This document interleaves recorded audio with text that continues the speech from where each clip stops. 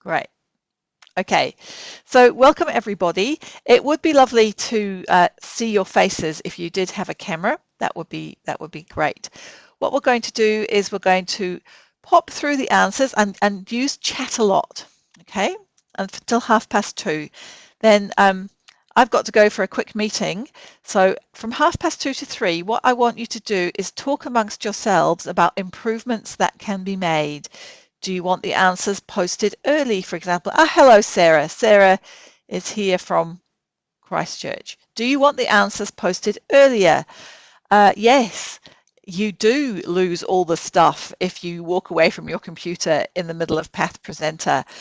So probably you don't even have to put the answers into Path Presenter, but definitely record them, yeah, and submit them. That would be perfect. Hi, Sarah. How are you? You can't hear. You can't hear. You are muted, so I can't hear you.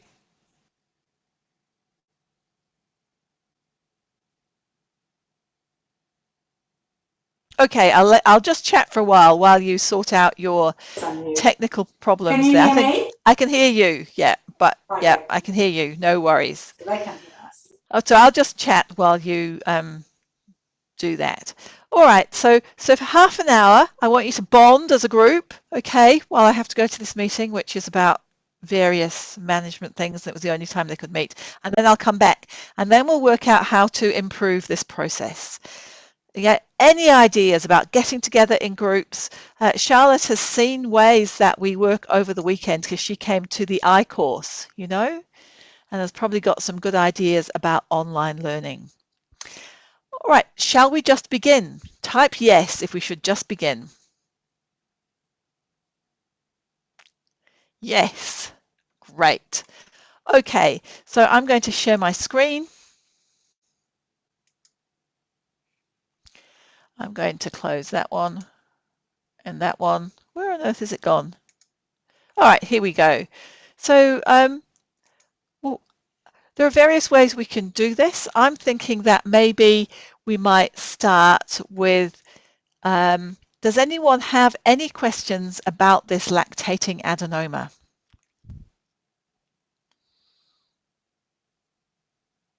And then I want you to write 3 key features down that you saw, please. 3 key features of this lactating adenoma.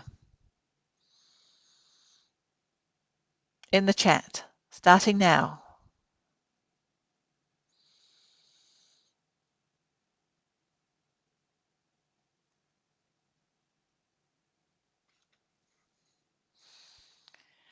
Doesn't matter if you get them wrong. I'm not your examiner. All right, great. Anurita, perfect. So, proliferation, great, Charlotte. So, Charlotte's been with me all weekend, and we've been learning about eye pathology, and we've learned that one of the most important things with digital slides is to make the most of the low power view. Okay, so it is a closely packed proliferation of acini, yep, within normal breast tissue. So it's important to remember the normal breast tissue. That the acini. So I'm going to clarify for Grant what back-to-back means. So back-to-back, Grant, means that they're actually touching, but here we have stroma in between them. So what they are is, yeah, closely packed. I love people making mistakes because then I can help them learn. So feel completely fine to just like write anything. So closely packed. And yes, they are bilayered. They have 2 cell layers, yeah, though the myoepithelial cell layer can be quite hard to see. But the key thing is the vacuolated cytoplasm. So it is a lactating adenoma. Okay, so if you called this a tubular adenoma, you would have got a borderline, a lactating adenoma, a pass. If you called this malignant, you would have failed in this case here. I thought this was a a nice standard way to start. I'm going to just stop sharing a moment. Does anyone have any questions now about number 1? I do, Diane. Can you hear me? I can. Okay, I can hear you. we sort of have headphones, so we can hear you and see you now. I was just wondering whether luminal secretions play any role in your decision about whether it's a lactating adenoma or a tubular adenoma. No, because tubular adenomas can have little secretions in them. Good question. Thank you. Excellent question. Okay, let's go on to number 2. Path presenter, and I'm just going to shrink it down because that's the only way I go on to number 2. All right, so this was an angiosarcoma. Now, admittedly, I hadn't learned how to give you histories properly when I was doing these before, so I hadn't given you any history about this, which would have been a bit of a negative point of view from writing the exam. All right, so here we go. So we've learned that one of the most important things is the low power for digital slides. So I think, from Talia, I think this was diagnostic. I think so. The first one was diagnostic, and we should not have put the differential diagnosis. Okay, so looking at this one here, what observations? Let's give 2 observations that we're making at low power in the chat, please.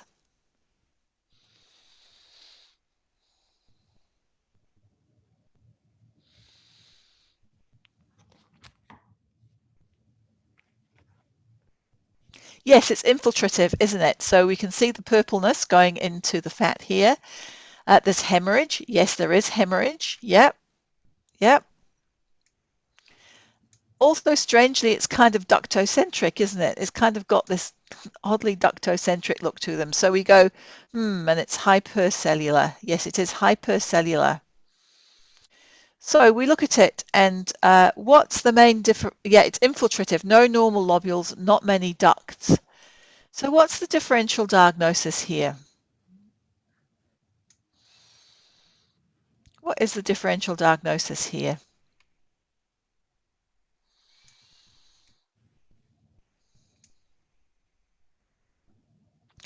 Yes, infiltrating ductal carcinoma is one differential diagnosis. Yep, it's clearly horribly malignant, isn't it? It's horribly malignant. Metastatic carcinoma, yes, it could be metastatic carcinoma. Yep. What else could it be? Yeah, so it is angiosarcoma versus infiltrating ductal carcinoma. How about metaplastic carcinoma?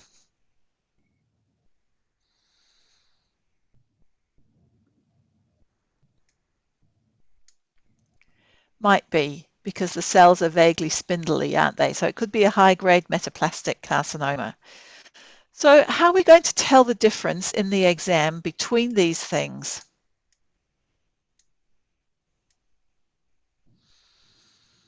Does anyone have any clues? This was a hard one. Well, I look because of one area I saw the islands of the bleeding. It's not a specific, but you go there and look around, you can see the red blood cell extravasated, and there are some blood vessels, particularly one big one. You can see the typical endothelial cell of that blood vessel, which is a good clue to push to angiosarcoma. Excellent, Reza. So there's several points here about what to do when you are stuck here, because I think that the angiosarcoma versus metaplastic IDC NOS and metastasis is a really good differential diagnosis to have. So the first thing is there might be some part of this slide that is better differentiated than another part of the slide. Now, in a normal glass slide, we would have a search strategy, wouldn't we? Yeah, we would probably, we wouldn't just press the wrong button. We would have a search strategy where we would start up here and we would look at about 4 times and try and work out any areas of better differentiation and and noticing things, right? And I think that one of the hardest things to get used to in digital slides is actually getting your eye in for a proper search strategy. Okay, so I'd look at this at 4 times and I would notice that here there were several small blood vessels, but they look like pretty regular ones. I would notice that the cells maybe have some odd slit-shaped gaps between them that aren't particularly like normal for IDC. Okay, so I'm doing a search strategy down. I'm keeping it nice and regular. Yeah. Going across. Keep nipping out of it here. Going up and down. Are there any better differentiated areas? So there's a duct here. There's no, there's no DCIS here. Okay, so I don't think that we can make a definite diagnosis on this. Was anyone brave? Did anyone make a definite diagnosis on this? You can answer in the chat. Did anyone?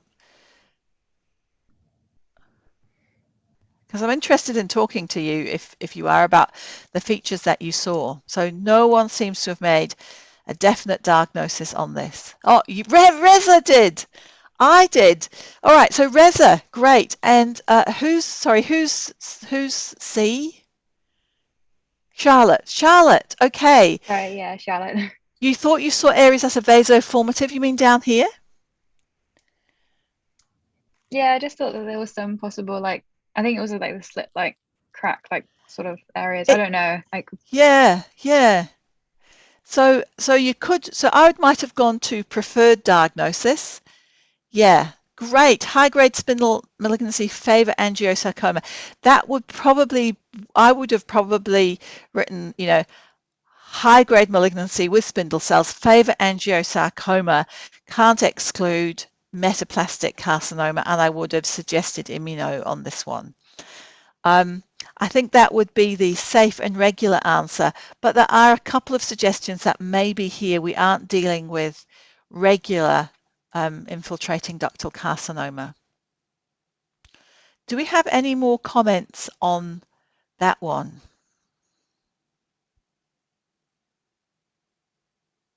So just checking, Diane, in this instance, a differential of metaplastic or something else sensible wouldn't have pushed this answer into a borderline. You would have been okay as a pass by saying that?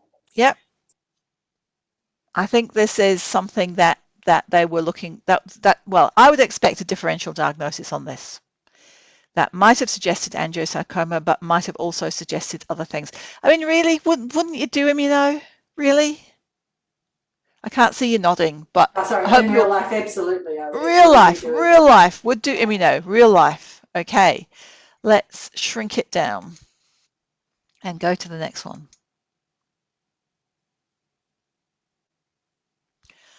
Okay, so here we go. Breast again.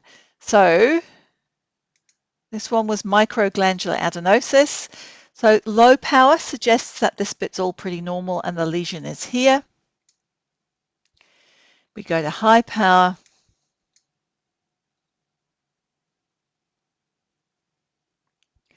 And we notice that there are numerous small glands with densely eosinophilic secretions in them, and they extend into the fat. I think this one is a spotter because the eosinophilic secretions give it away.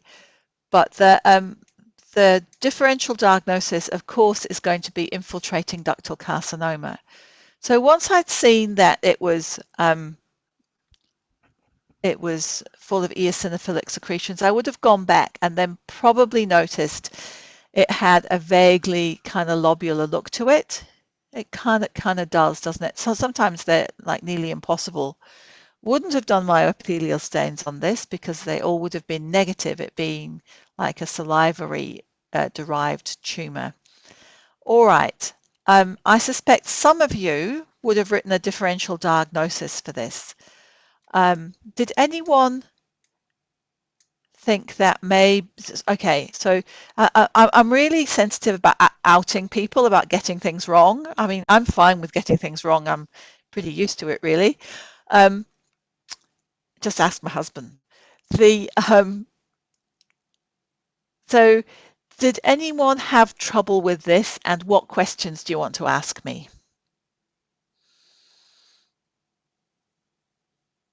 Just unmute. You can type, you can unmute.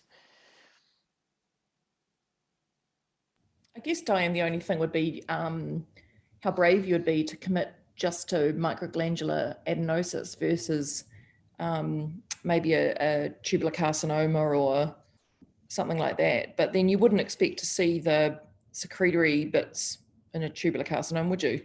No, and you wouldn't expect to see this. I mean, if there was any differential diagnosis, it would have been blunt duct adenosis, but the blunt duct adenosis, so blunt duct adenosis for Grant and Louisa is when you just have expansion of the lobules, right? They just get bigger, or sclerosing adenosis, but it's not really sclerosing, and those eosinophilic secretions are just perfect. Yeah. So they're quite specific for this entity. They are super characteristic. Yep. Okay. Yep. Cool. And there's no DCIS anyway. I was also just wondering about the number of like blood vessels. I thought there was quite a lot of blood vessels around some of the lobules. Is that like a feature of microglandular adenosis, or is that just a random? I think it's random. Yeah. I hadn't heard of it being unrandom. Okay. Right. We're going to do one more slide, and then we'll go into your discussion, and I'll give you a list of things in the chat that maybe, because this is your course, you know, I'm here for you, that may be what you want to do when you do this course. Okay, here we go. Number 4. Alrighty, so this was metaplastic carcinoma. So for Grant and Louisa, metaplastic carcinoma is a high-grade tumor where the cells start to forget that they're epithelial cells and go all spindly. So we've got, low grade is the central kind of scarred area, and it's very stellate looking. Yep. And it appears to be infiltrative. I found this one really hard. Yeah. Yep. I thought there was all like inflammation. Like I couldn't really discern that they were malignant cells. And good point here, because it does look slightly feathery in places. So, and you could think that maybe this was like a bit styrofoam, and maybe that this whole thing was in fact nodular fasciitis, you know? But there is a rule in breast pathology which says any spindle cell lesion is a spindle cell carcinoma unless you specifically exclude it, okay? So we've looked around and we've come to this bit here. And this is the most cellular bit. Okay, and these cells look atypical. They do look atypical, don't they? So the minimum probably we should have got to here is that these are malignant. They're too malignant and too cellular looking to be nodular fasciitis. Though there are some little bits of it that might be nodular fasciitis like. All right, so some of you would have been able to make a diagnosis of malignant spindle cell lesion, likely metaplastic carcinoma. Okay, and then you would have said, I would do a selection of cytokeratins to confirm the diagnosis. And you would have included in your selection the cytokeratins and also the differential diagnosis. So I probably would have included a beta-catenin perhaps, or maybe what else would have people included in the immunopanel?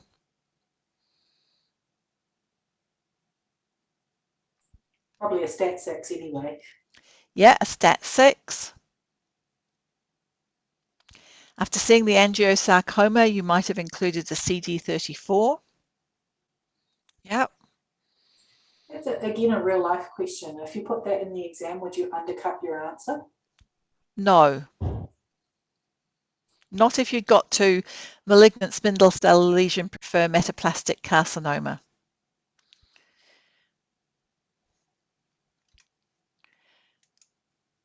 Questions? More questions?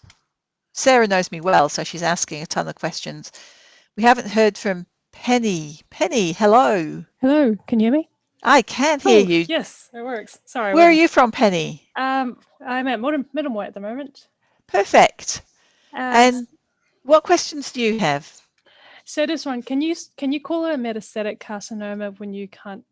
Why I didn't really see any other differentiation. I got this one wrong, like as in squamous or osteoid or. Metaplastic carcinomas can be pure spindle cell carcinomas.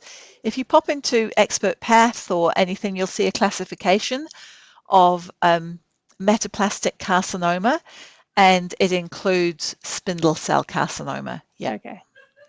Yeah. Okay, so I'm going to ask you some questions to discuss as a group now. I'm going to stop sharing so you can see each other. And the questions are these. Is this a good time to meet? Should registrars present the slides?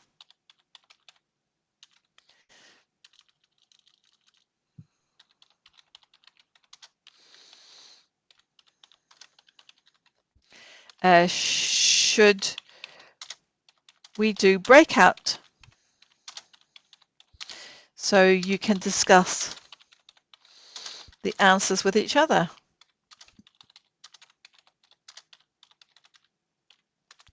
Should we use this group to form study pairs, trios? Okay,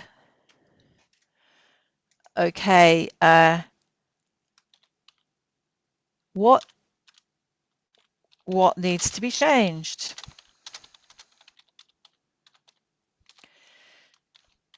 Do you have any great ideas? Okay, because again, this is for you guys. Oh, hello. It's not for me. So I'm going to just put my video on mute and stop. So please, for a quarter of an hour, work out the group, and then have a cup of tea for a quarter of an hour, and I'll see you at 3 o'clock. Okay? It's all about you guys, not me. You guys. 3 o'clock's in half an hour, Diane. Sorry, I'll see you at 3 o'clock. Yep. Quarter of an hour's chat, quarter of an hour's tea break. You can overlap them if you want to. I'll see you at 3 o'clock in half an hour. Cool. Yeah. Thank you.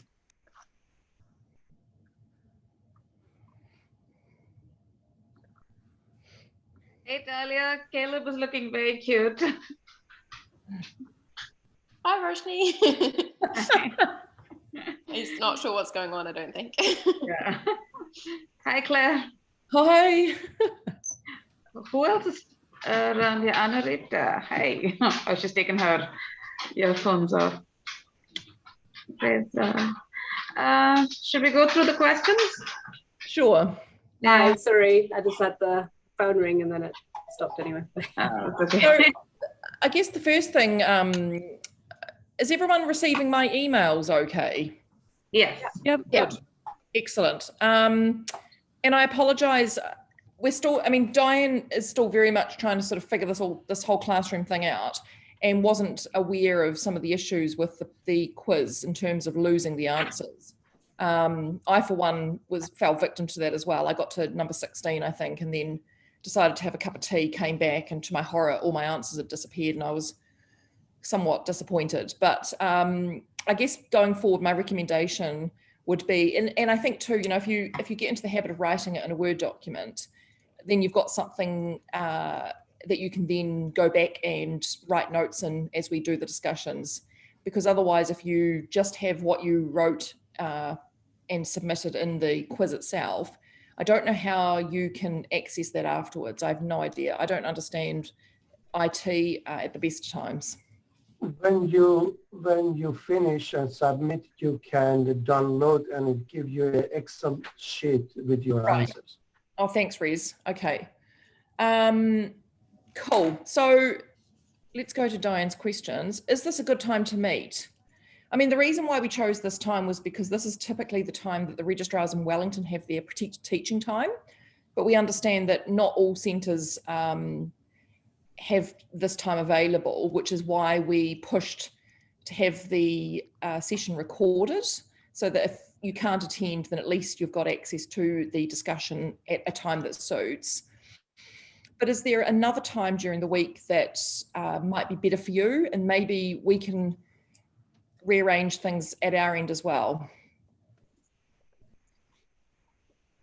I suggest everyone write to you, then you combine and find what is the best and the most common time requested.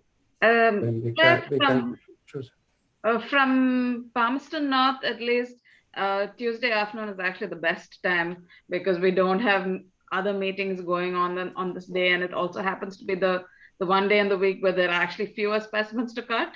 For some reason, so I'm actually quite happy with the time. But cool. Charlotte, what's happening in Tauranga?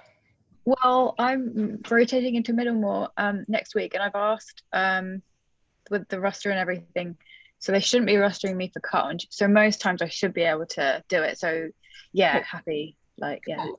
And then will you presumably then will just join in with the Auckland guys on Friday mornings as well? Is that right? Yes. Yeah. Cool. Yeah. Because we're going to try and avail ourselves for Friday mornings, but again, it's hard when you're you know, in different centres. Yeah, definitely. I know in Christchurch, I'm not sure if Sarah's still with us. She said she might have to nip out, but Tuesday afternoons aren't always suitable in Christchurch. I don't know if there's anyone else.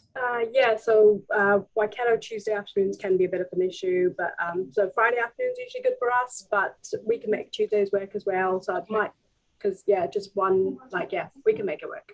Cool. All right. Well, it sounds to me like consensus is that Tuesday's not great for everybody, but better for most. So I think we'll stick with this. How do you guys feel about presenting slides? I mean, I don't care about making a fool of myself. But again, I'm familiar with Diane, as are all the Wellington-based registrars. I don't know. What do you reckon? The only thing I have with that is that I've noticed that in study sessions where the registrars present, it tends to slow down the session quite a bit. That's pretty much the only thing. I mean, I also don't care about, you know, getting the answers wrong or not being able to, you know, even describe the slide. But I feel like it goes a lot slower. That's my only concern. Cool. You know, I agree, Roshni. I mean, I think actually Diane's very good at making sessions interactive anyway. And I think maybe just continuing the way she is with encouraging us to participate by asking us questions, describing specific features, immunopanels, that kind of thing. It both keeps the flow of the session, but it also provides some sort of interaction. And she'll pick and, you know, she'll ensure that most people contribute at some point. So cool. Should we do the breakout groups again?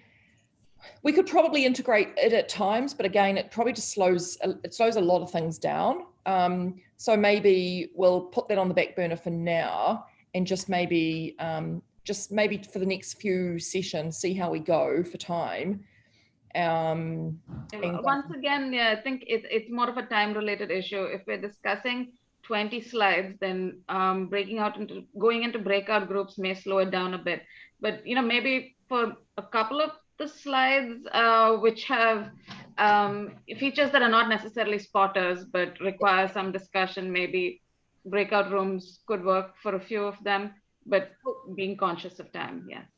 And then should we use this group to form study pairs and trios? I don't know what other people are doing in terms of how they study for the rest of the week. I'm a big fan of study groups because it motivates me. Trying to study by yourself can be problematic, but then equally trying to coordinate it with other people can also take up a lot of time that we just don't have. So what are people's thoughts on maybe some study groups, you know, or weekend kind of get-togethers via Zoom? I don't know.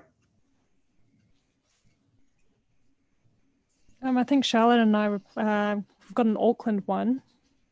So Yep. I'm not sure we can zoom into if you guys want to zoom into that, but we haven't actually had a study group yet. So First one's on watch Sunday. this space. Watch the space. Watch the space. Yeah, well, look, I mean, if that's something that, I mean, I'm certainly open to participating in a few things. I think it's always, it can be quite reassuring, knowing where other areas that people struggle, you know, so that it's, you know, because I think one of the biggest things is that the curriculum is quite overwhelming, and it's kind of like, where do you even start? So, so maybe that could help, but we can maybe look at that maybe sort of into February or something, once everyone's established themselves a bit and we've got a bit of a plan. Any other suggestions or changes or concerns? No? Yeah, thanks so much for like organizing this and emailing everyone. It's really good. It's all good. It's all good, Charlotte. Yeah, no. Diane sort of recruited me because she's like, "Oh, you're so organized, Claire." I was like, "Oh, I'll try to be," but it's good for it. It organizes me as well,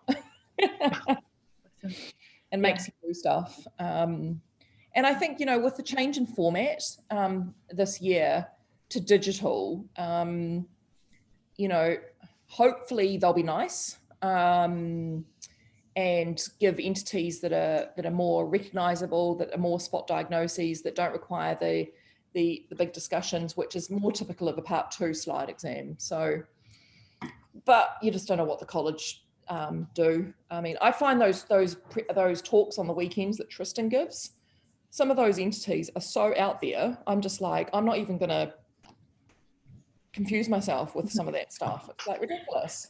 Where does he find these cases? Yeah, agreed. I was actually just going to ask about what people thought about the going to high power on digital slides, because I find that once I go above 20, sometimes there's just blurs and you can't really see much. Is that what everyone's finding, or is that just mine? Yeah, I find that. So my MacBook Air is shit for resolution. Anything above, I don't know, probably 20 times. It takes forever to focus, and then I end up going back out again to low power, and then I can't see any cytology. So it's just like, I personally don't like, I can't sort of connect with it like I can with a digital slide, if you know what I mean. Yeah. Yeah. Sometimes I think they scan the slides in at like a lower resolution in some parts of the slide that they don't think are important. I'm hoping that in the exam they're not going to do that. Maybe because I'm like, what does normal look like again? And go to like look at it, and they haven't like. Sorry, he's playing with Duplo. It's really loud. Very cute. Maybe that's a good thing, Talia. Maybe that's a clue as to don't waste your time looking at that bit of the slide because that's not important. I don't know. I'm just hypothesizing here. Who knows? Yeah, I mean, who knows? But I guess, you know, your approach to learning digital slides is somewhat different to the approach used for looking at glass slides, I think, and that was really one of the reasons why Diane wanted to kind of start this group, is to get everyone's eye into some sort of regular digital slide review. Yeah, I'm sort of struggling with the screening of the slide. I don't have a method yet, where in glass slides I would have slowly rotated it in one particular direction and then changed and gone down and then moved in the other direction. I just have no method for digital, and it's a bit scary. And does anybody, from just going from a practical perspective, like, are there main, like, does anyone know, does everyone have to go to Auckland for the exam, or is, you know, like, because I know like the digital cyto and small biopsy exam are in Auckland. Our exam is in Wellington. Is it, Rez? Yeah, Kathy Robinson told me. I think Wellington was an option, and that's the one I selected for as my center. So do they provide the computers and everything? Yeah, the computer is very high resolution computer in that, I don't know the name of that center, but it's very high resolution. That's why you are not allowed to carry a bottle of the water. If you want to drink water, you have to go out and drink water and come back. Cool. Because they're afraid you spilled it on the computer or keyboard or whatever. You are not allowed to have a bottle of water and you go to, yeah. Cool. But it's in Wellington. You can sit in Wellington.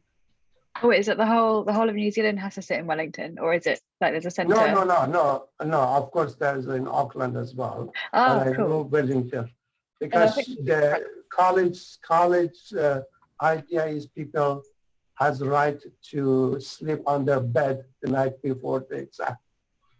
Oh, very good. Yeah, this is what Kathy Robinson told. Nice. Oh, does anybody know why the exam has been split on, to a Friday, Sunday when it was previously Friday, Saturday? Because I think part 2's on Saturday. Okay. Has it always been Friday, Sunday for part 1? No, Friday, Saturday, because the slide exam has always just been sat at the same time as the slide exam for part 2. Because part 2 exam still is a slides and invigilators have to take care of them on Saturday. At the same time, they cannot be on the computer center as well. Oh, okay. So previously, everybody was just sitting in the same big room. Yes. Oh, okay. And are we typing our answers, or are we writing them and then they take them? I have no idea. Typing. The last Kathy Robinson had mentioned we were writing them, as far as I know. I believe the only difference is the slides is going to be digital. The rest is the same. Those booklets we have to write on them, the answers. Thanks. Oh, does anyone know if we can polarize on digital slides at all, or like? No. No, you can't, which means that the likelihood is they're not going to have a granulomatous inflammation of the lung, which is something that comes up more regularly on glass slides.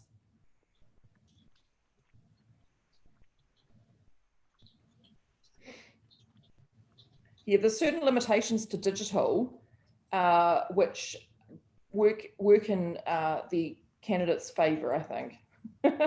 Even if you don't think about it, if you don't think right now.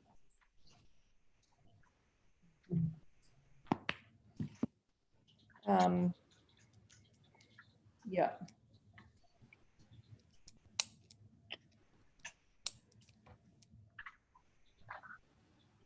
How's everyone doing otherwise? Yeah, good, thanks. Yeah. That's good. So Charlotte, do you have to drive, like, how's this Auckland thing working? Do you just get sent there for 3 months or something, or? Oh, no, I applied. So now I guess I'm an Auckland trainee, I suppose, from next week. Yeah. Right. Yeah. The changeover. Okay. Yeah, I had to do the interview and everything. Oh, really? And so have you done all your other training in Tauranga? No, I did 1 year in Christchurch, and then this second year in Tauranga, and then I guess hopefully the rest of it in Auckland. Yeah. Sorry, I'm just eating a wee Moraba. Nice. Someone put Morabas on the desk, so I'm just going to have one. Oh, that's cool. And have you stayed in Wellington the whole time? But I'm in the mortuary. Oh, nice. Yeah. And so I want to do forensics. So. That's cool. So you have to do 18 months of just histo, and then can you switch into forensics? Or? Half you take. So you either do AP Part 1, FP Part 2, AP Part 1, Part 2, and then FP Fellowship, which is the longest, or you can do FP1, FP2. So it really depends on the training centre, what's available, and what you prefer. But regardless, you still have to do a minimum of 18 months AP. Sure. Yeah. Oh, that's Do they cool. have forensics in Wellington as well? They don't officially, so it's still a work in progress.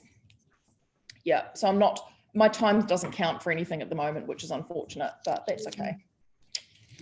yeah, I get to do, I'm still doing what I like doing. Yeah, that's good. That's the main thing. Yeah, yeah.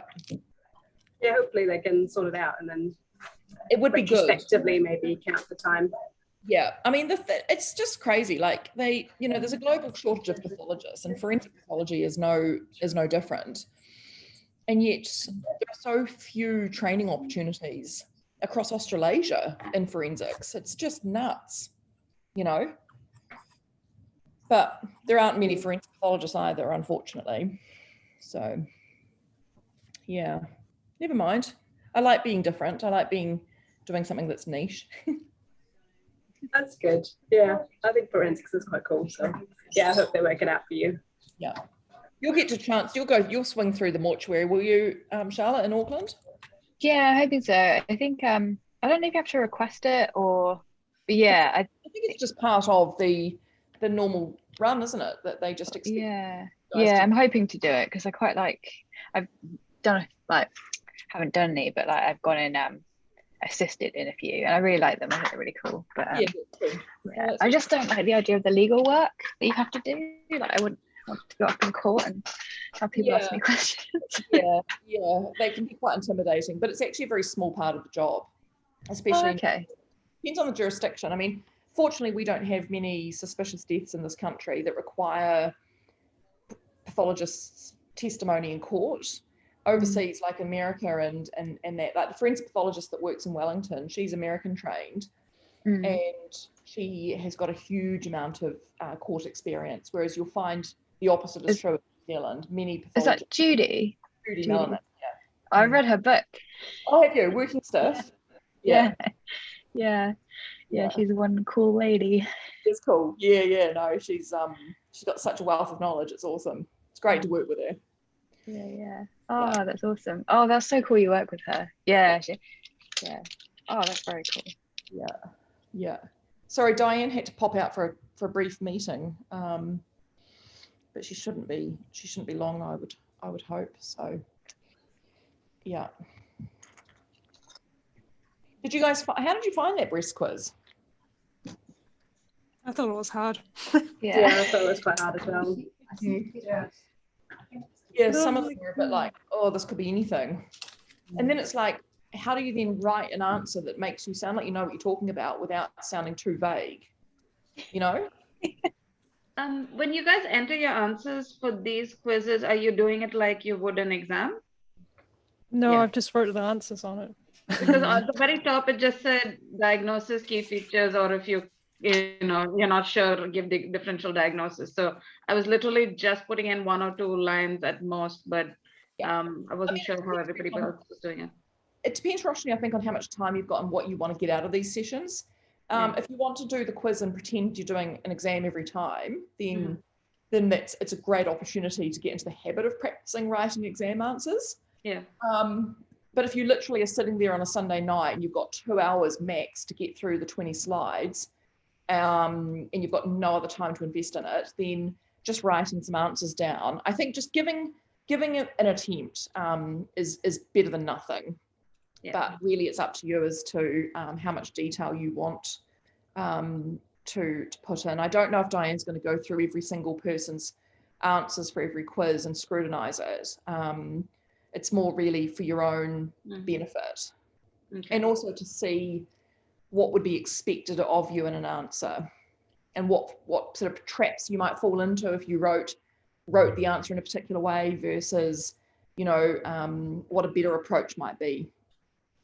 Yeah, because the college seemed to be particular. You can easily fall into the trap of getting a borderline. Like you could have been well and truly on the way to getting a pass, and then you almost say too much, or you provide too many differentials, and then you fall into a borderline just simply because you've said too much. So if it's a spotter, recognize it as a spotter and don't overanalyze it. And that's easier said than done.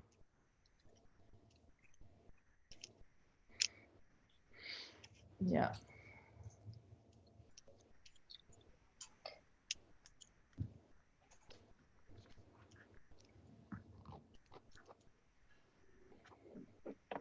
How's everyone finding the study for the written part?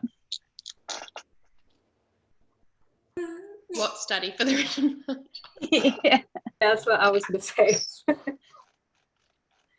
Yeah, I kind of pretended it doesn't really exist, and then I started looking at some past questions. Now I'm like, oh no. Oh.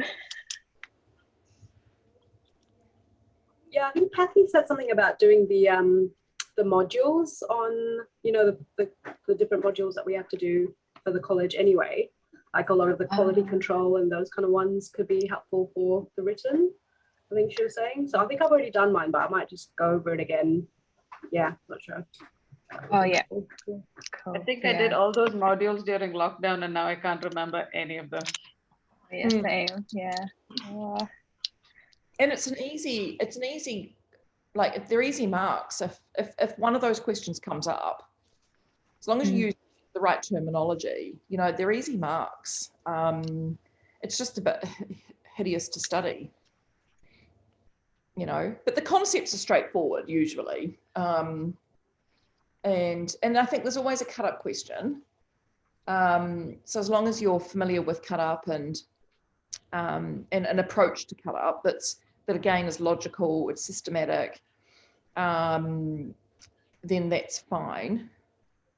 Yeah. Oh, structured. Molecular, don't neglect molecular, because that seems to be pretty topical. I feel like cytology questions. Just general, want to know how everybody's generally feeling. Do you think there'll be a COVID related question?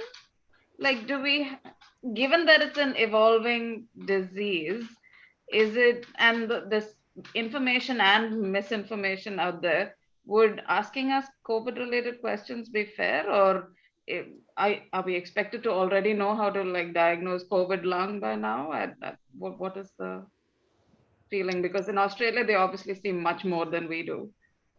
My feeling would be no, because it would be more of an immunology based or like an infectious diseases exam question.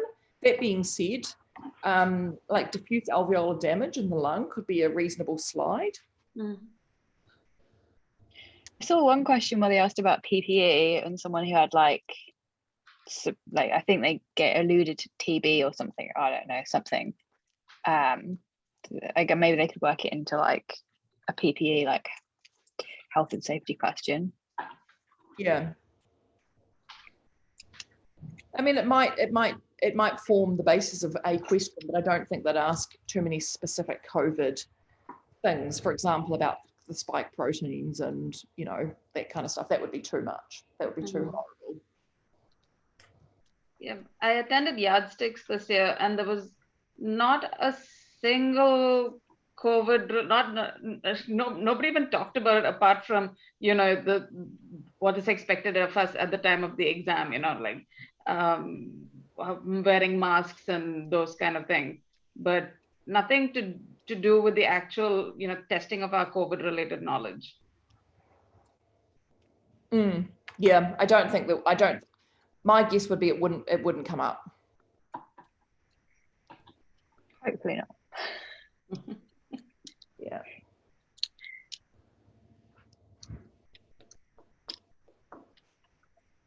Oh, this nice weather, eh? At the moment. Oh, it's raining here. Oh, is it? Yeah. Like the most incredible summer ever in Wellington. It's been pretty hot last week though. Yeah. It's sort of raining here in Tommy. Sorry? It's sort of raining in Tommy. Oh, don't send it our way, please. No. So Charlotte, did you do something before pathology? Yeah, I did OPTHAL regging, like non-trainee regging for about 18 months. And then I realized, why do clinical when you don't have to? Yeah. Yeah. The lifestyle in pathology is that was the way I felt from my TI year.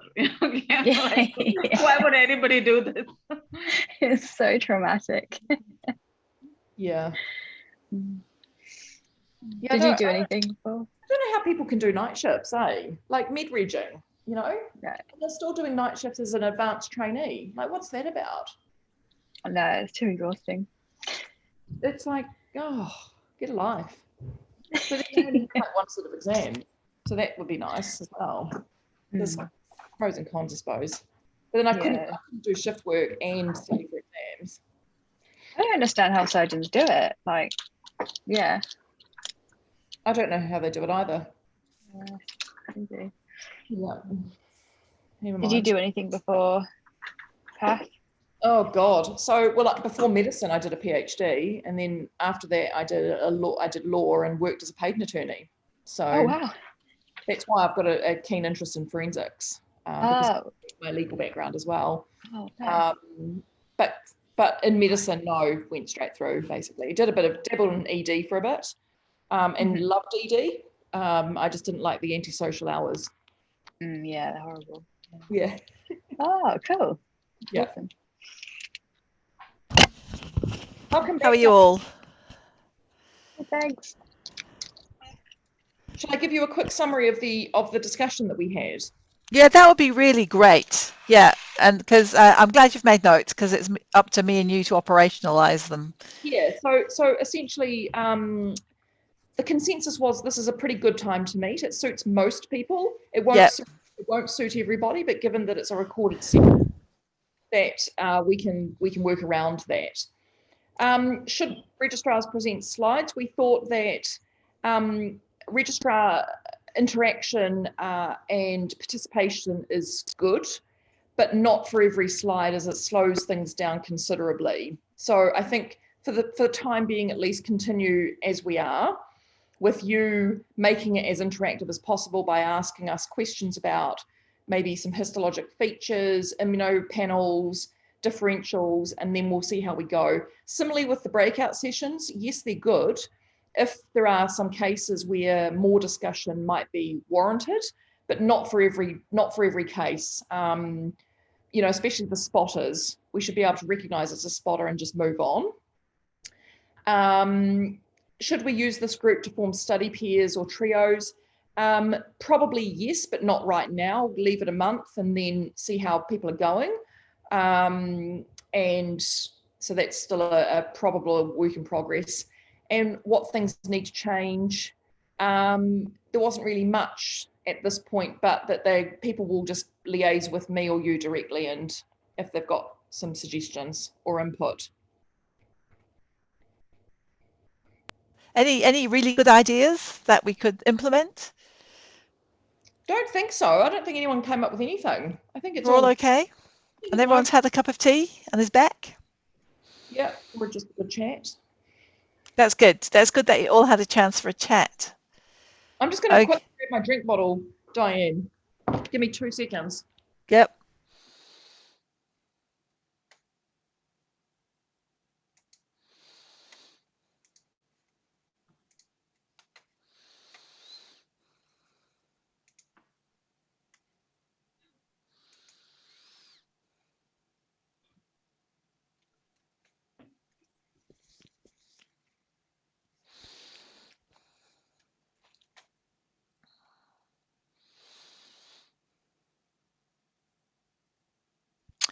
Okay, are we all back? I hope so.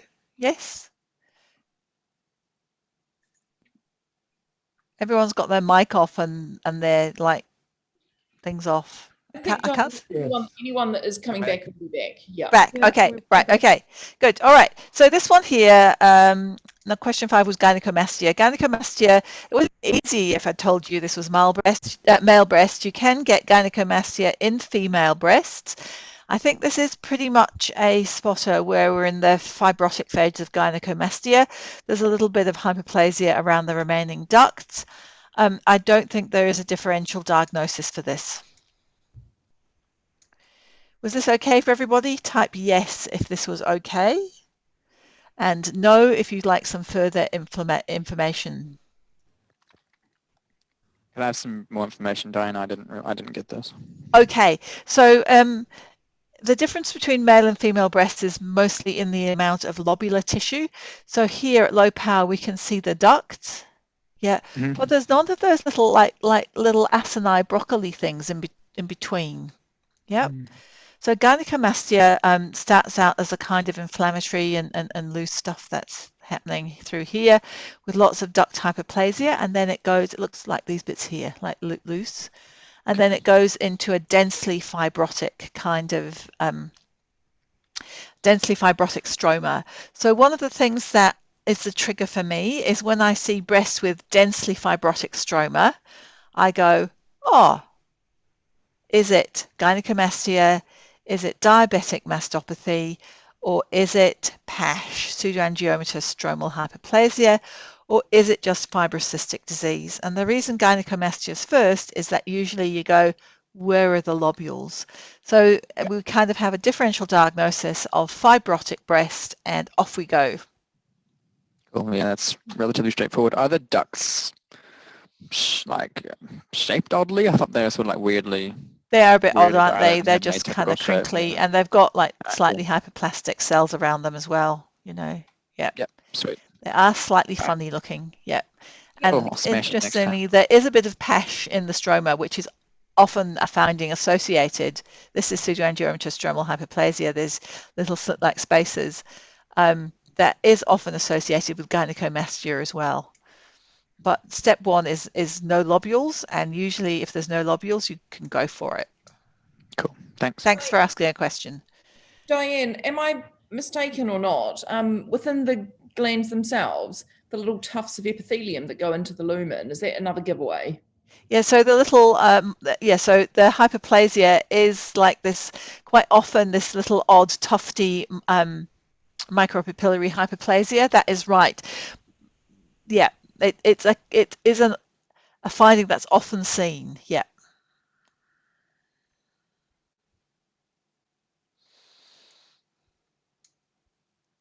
Okay, any other features that people would like to pop in and tell us about?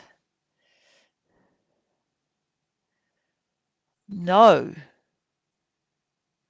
I like it when you talk to me. All right, here we go. Right, all right, so this was a Philodes tumor. So where's the normal tissue? It's around here. So if you look around here compared to the last one, you can see that all these little acini are just like everywhere. Yeah, that's much different. It's much different, isn't it? Yeah. So lots of normal breast tissue, and then this fibroepithelial lesion in the middle. So often the question at low power is, are there enough compressed ducts to make it a Philodes tumor rather than a fibroadenoma? And really in this, I think the compressed ducts definitely predominate, but are there leaf-like patterns? There's one leaf-like pattern here. There's kind of a leaf-like pattern. You've got to question yourself about leaf-like patterns. So probably here we've got enough leaf-like patterns, but it's one of the lower leafy ones. It's not a very leafy tree, this. And then at medium power, you ask yourself, is there the typical condensation of stroma around the ducts? Probably yes. And the stroma is quite cellular. Okay. And is there any atypia and mitoses in the cells? Now, looking for mitoses, particularly when it does this, is a real pain. Yeah, on digital slides.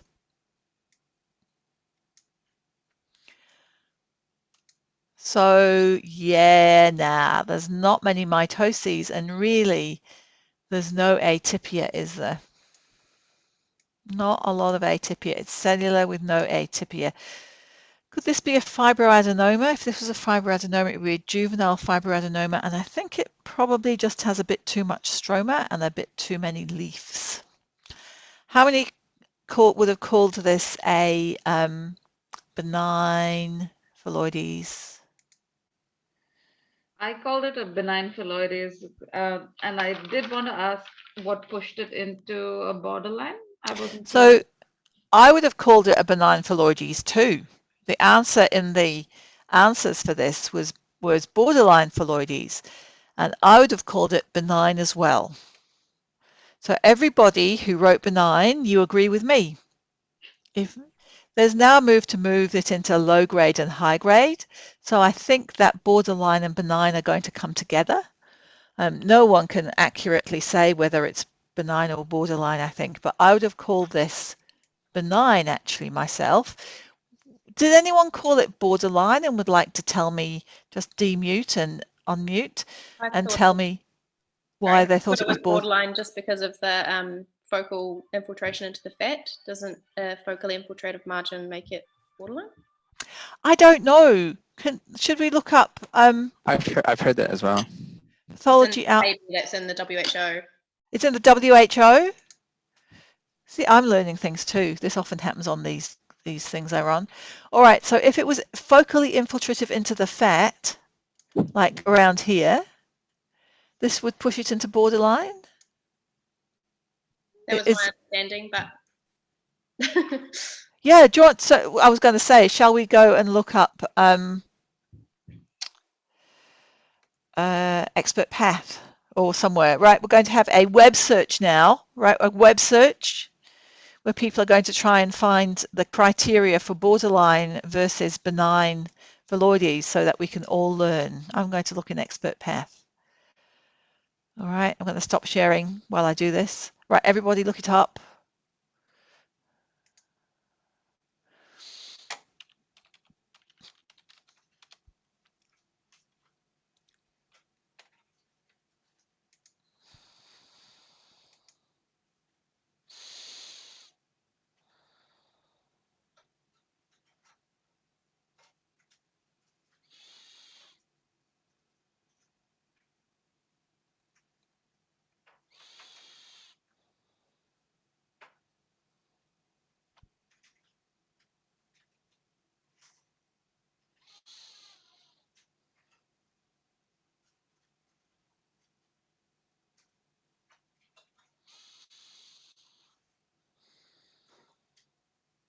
Has anyone found any answers?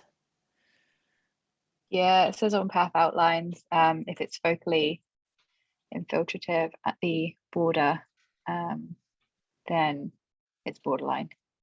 Okay, good to know. Excellent. All right, we've solved that one. It actually is borderline. Yeah. I was wondering because I put benign, and then so in an exam, would I just get a fail, or would that be a borderline pass? Or no, so I think they'll give you something like really obvious, but you would get at least a borderline pass and maybe a pass. Yep.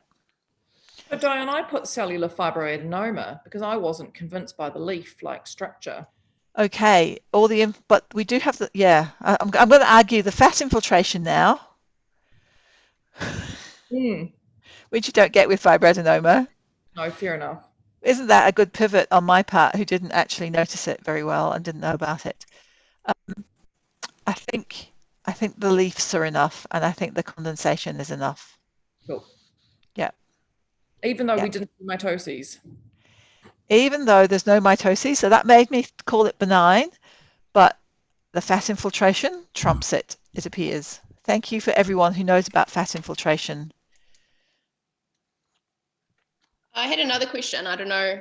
Go for it. Anyone else wondered with the digital slides how you assess for stromal overgrowth. Like, you know how there's the criteria for 10 times ocular or whatever. Yeah. How do you do that? All right. See this little thing here up the top? No, we're only seeing you, Diane. Oh, I'm not showing my screen? All right. Let me share my screen. All right, share my screen. All right. So there's a thing here, right? 10 times. But it depends on the size of your screen, and I think it's hard. But you can, like, go to 10 times. I think it's hard to know. I think it's hard to know.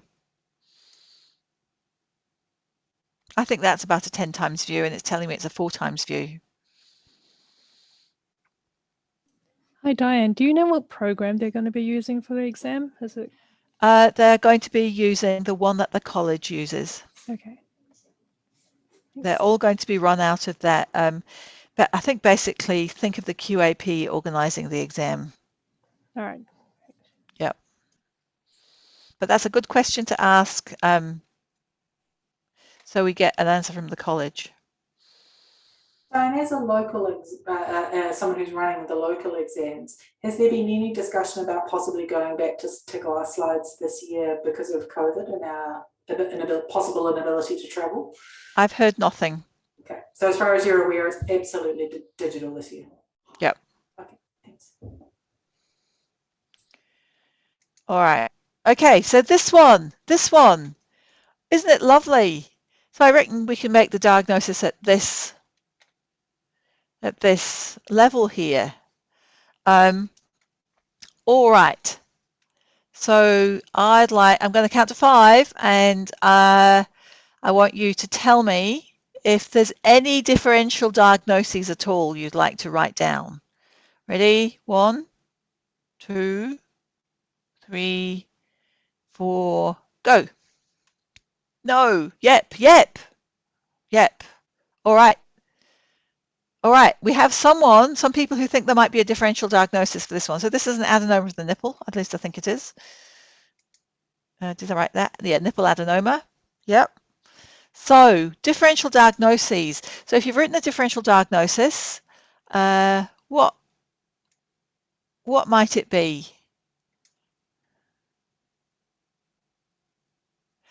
All right. Hydradenoma papilliferum. So I was thinking that might be the only possible diagnosis, particularly at low power.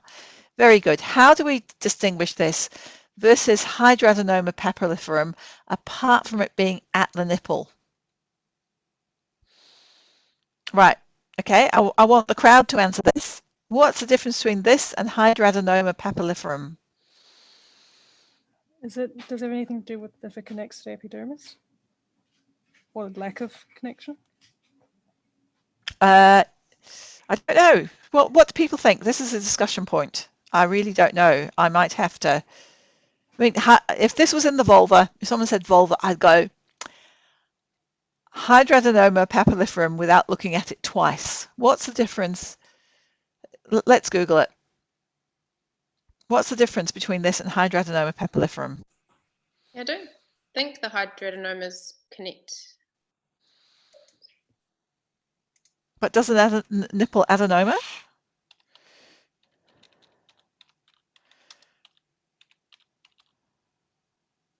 It may not connect in the section that we've got on the slide.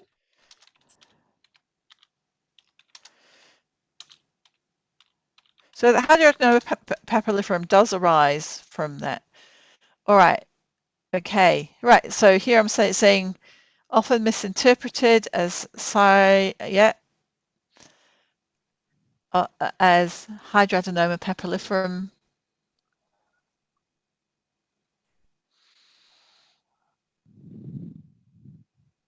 Doesn't say why. Expert Pat is good on it. Just says it's on nipple, not genital areas.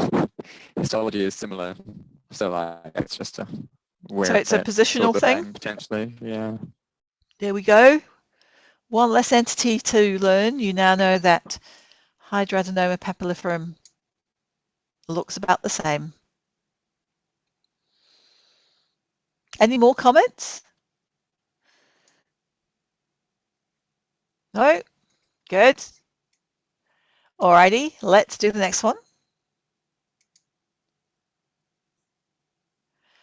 All right, okay. So let's have a look at this.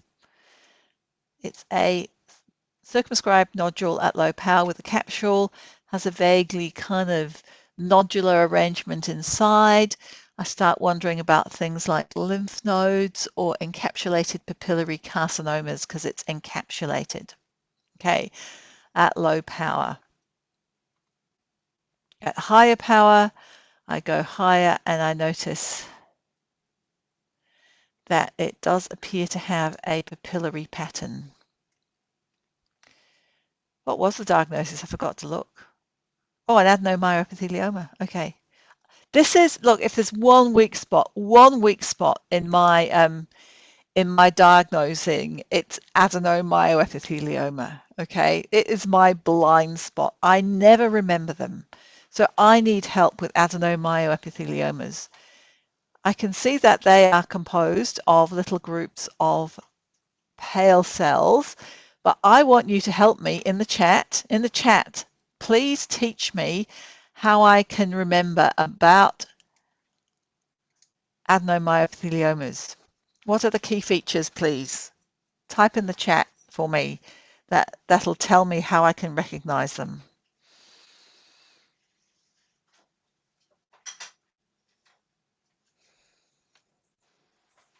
I can't even sneakily look on Expert Path because you'll all see me doing that. Right, so dual population, yep. Clear cytoplasm, lots of clear cells. Thanks, Sarah. I like lots of clear cells. I can probably remember that in my slightly aged brain, so if it's got lots of clear cells. Are they always encapsulated?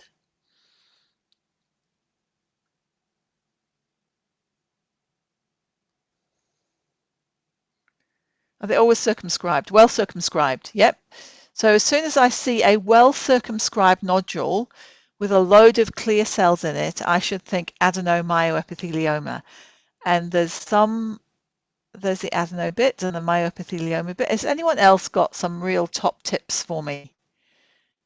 Mostly lobulated, so it was lobulated. These cells are looking to me slightly atypical. Is this normal for adenomyoepitheliomas? I do recall there are atypical adenomyoepitheliomas. How atypical are they when they're atypical?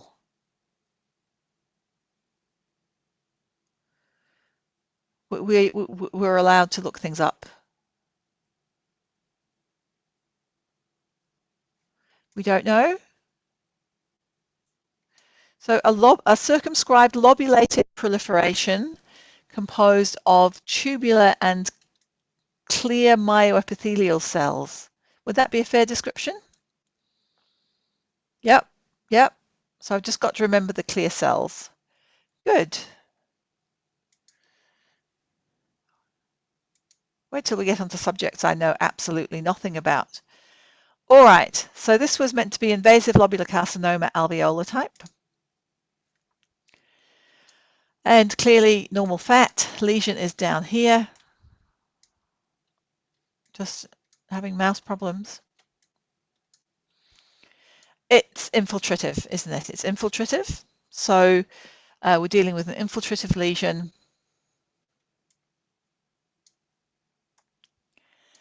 And the cells are small, hyperchromatic cells. And they are in groups. Okay. Did anyone have trouble here telling the difference between lobular and infiltrating ductal carcinoma NOS, which is its main differential? I did briefly contemplate a neuroendocrine differentiation in an IDC, and that's right. Often the first thing I notice, and then I have to remind myself that actually, if I'm thinking that, lobular needs to be my first thought. Yeah, so it could be like a solid papillary kind of pattern, couldn't it, as well? Yep. So are there any clues here, people? What clues did we find in this that might have helped us guess that it was a lobular alveolar versus a infiltrating ductal? Yes, the cells are discohesive, aren't they? They're very discohesive, yep. Now this can be an artifact, particularly if the breast's been sitting around in a warm place for several hours before it actually gets formalin added to it. Not naming any hospitals in particular. So is this going to be a differential diagnosis? Go on, say yes or no. Is this going to be a differential diagnosis, or is it going to be a definite diagnosis?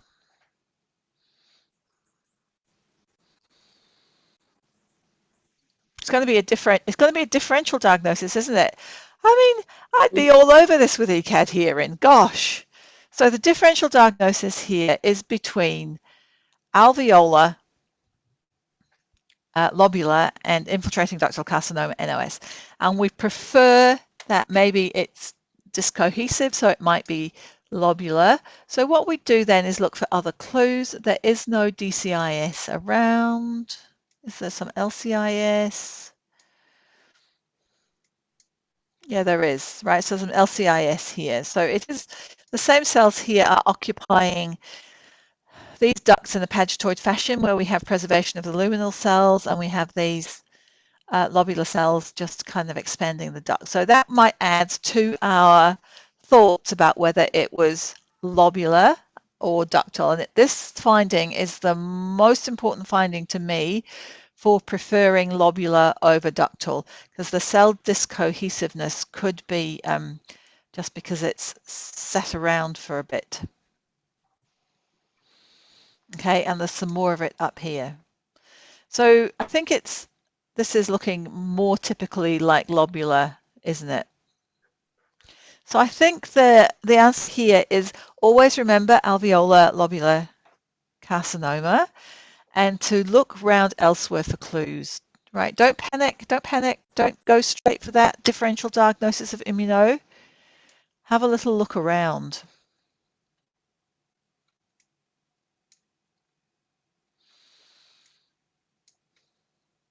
Those have got little signet rings inside them there, which is also very useful. There were none in the other bit. They would have been useful too. Okay, so those are the learning points, I think. Don't forget alveolar, lobular, look elsewhere. And remember all your clues, signet rings, pagetoid, spread along ducts. Okay, comments about that one? This needs an ECAD hearing.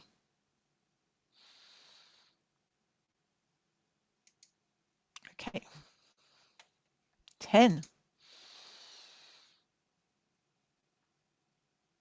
All right, so I put this in to contrast with the gynecomastia. Fibrous stroma, not a lot of acini.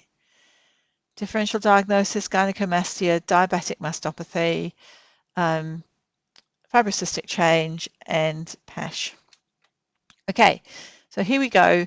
It's very fibrotic. We have like really no alveoli at all. So it's a very gynecomastia-like pattern. And in fact, we've got little pashy things in the background. But then we have lots of lymphocytes around here, around the little ductules. Okay, is this a differential diagnosis or a spot? Right, DD or spot? I just described this one and said it's an inflammation and it's a benign lesion. Yeah, I think it's so. Yeah, so I think it's a spot.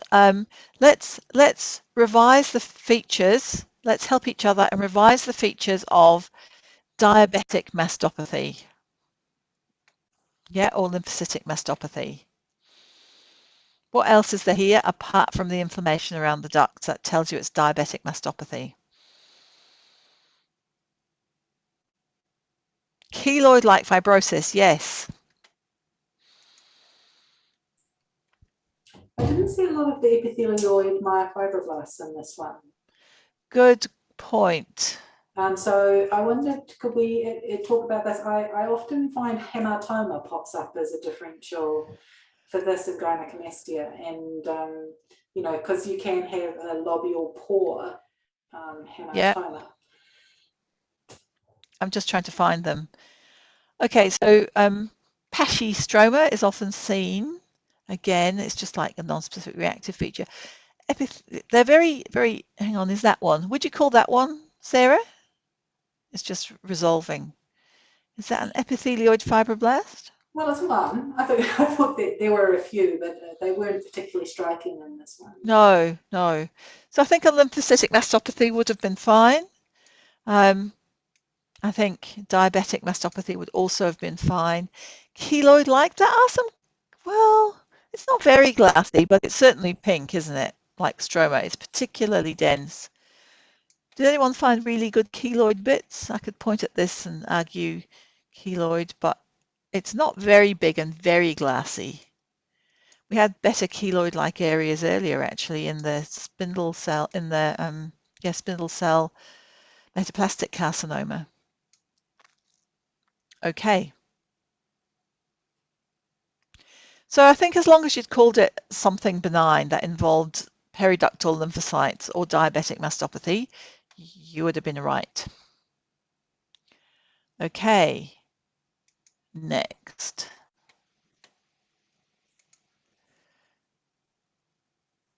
This is pale, isn't it? Gosh, it's pale.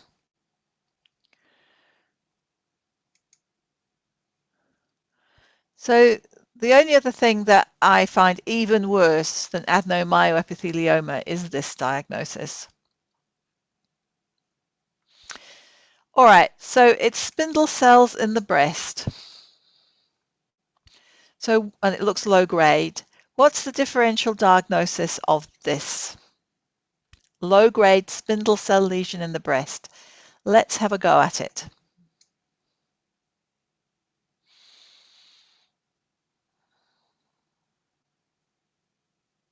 Yeah, fibromatosis, metaplastic carcinoma. That's right. So you're right, Joe. That's there is a low grade metaplastic carcinoma.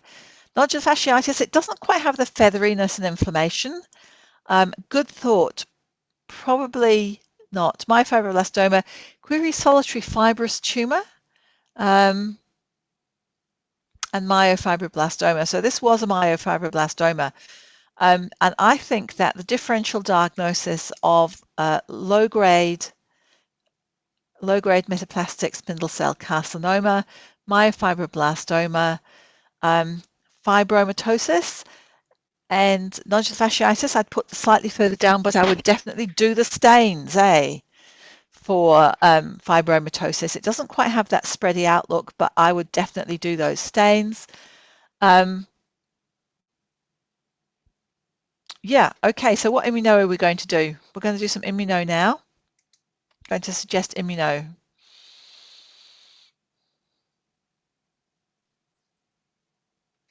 All right, who's PL? Sorry, who's just Wait, trying to... Is that me? Is that PL's Penny. Penny, Oh. sorry, Penny, sorry. I forgot your initials were PL and half the list cuts off. What's IMT, Penny? Can you explain to everyone what IMT is? Inflammatory myofibroblastic tumor? I think it's... Right, inflammatory. I wrote a whole list down and I wrote IMT and I'm like, oh, hang on, what is that? Yeah, so that's a good thought because IMT often is a thing that you miss with leiomyosarcoma in the uterus, Mm-hmm. I know uterus relatively well. I've never seen one in the breast. I've seen one in chest wall, which is kind of breast. So I guess that's a good differential diagnosis as well. Yeah. I actually thought you were answering my immuno question there. And I was going, what's an IMT? Oh, all right. So what immuno are we going to toss at this little thing here?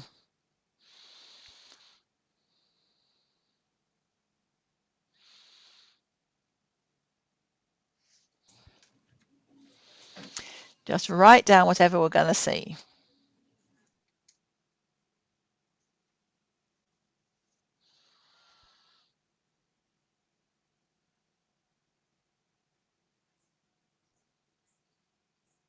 Good. We're getting there. So I would do all at CK7 as well. I'd do CK7 and CK5-6, and I'd also do AE1/3. I would just chuck it at this, right? Definitely beta-catenin, smooth muscle actin, desmin, and what's the one you do for solitary fibrous tumor? STAT6. I would probably chuck in a STAT6. Do we have any more I might not do if I mention. Yeah, I probably might not. Yeah, P63. Yes, I'd do a P63, just like cytokeratin. And yes, I would do a CD34 as well, because we've learned about all those things. So I would put a wide panel on this. I think that this is another spindle cell lesion of the breast. It doesn't look like an angiosarcoma really, because it's not very pleomorphic. The previous angio was very pleomorphic. Saying that, I do believe there's a low-grade version of angiosarcoma. People discover too many things in pathology. And I would eliminate all the others. It doesn't have inflammation in it, so I think it's less likely to be nodular fasciitis. It doesn't have an infiltrative border, so I would think it would be less likely to be desmoid fibromatosis. Solitary fibrous tumor.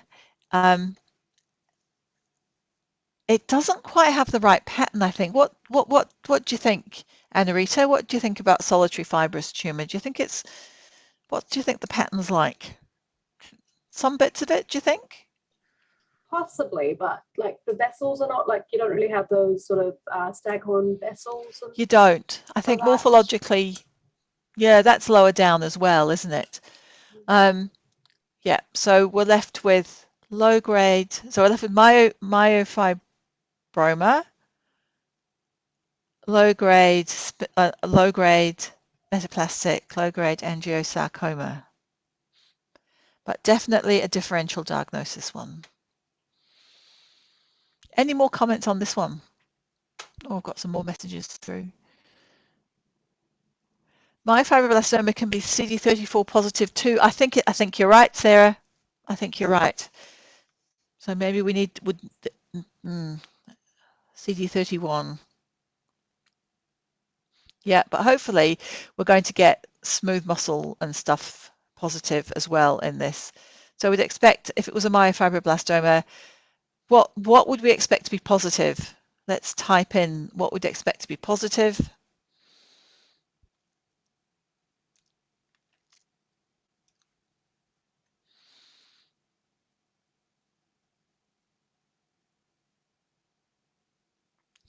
CD34, Desmin, SMA, ER. Yeah, good. Alrighty, let's come down again and go to number 12. Right, and Can I just ask a question about that last one? Of course. Where we're saying that it's quite a bland-looking spindle cell thing, just from previous exam reviews that I've watched online, where they say if you put a benign entity in the diagnosis and then in your differential you've got malignancies, that's a fail. Do you think that's like, so if you put like a low-grade angiosarc or a low-grade metaplastic or something in this, do you think that would be a fail? That's a good question. Should we throw it open to the team here?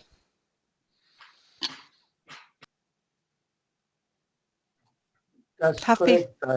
Yeah, they don't like it, at least in part 1, which I think is a silly for soft tissue. They think that way, but it is what it is. You cannot put benign and malignant together in your groups of differential diagnosis. So that suggests they're either going to give you things obviously benign or obviously malignant. Yeah, yes, technically must be like that. Yep. So are we going to have a rule that if it looks benign, it probably is benign for part 1? And not come up with fancy low-grade diagnoses? It's probably a good rule, isn't it? Roshni, what do you think? Sorry, you're a bit muted there. I'm not sure because yeah, I've seen the same comments that as what Talia had mentioned, that we stick to benign or we stick to malignant. But in the case of a spindle cell tumor, where metaplastic carcinoma would be on the differential, I don't actually know what to do. I think sticking to benign and malignant is probably good advice. Yep. I'll tone back my differential diagnoses. They're just being toned back. I think the safest bet is to not mix the two. Yep. Okay. Good advice. That's what this group is for, learning off each other. All right, this one here. All right. So normal breast tissue around here and here and here. Then we've got something happening here. We've got a bit of cystic change and stuff. And it's quite lobular, isn't it? It's quite lobular. So we're in the benign differential diagnosis here because it's quite lobular. All right, so it's expanded lobules, so it's clearly adenosis. Is it sclerosing adenosis? How do we decide whether things are sclerosing adenosis or just blunt duct adenosis? That's a question for the question box.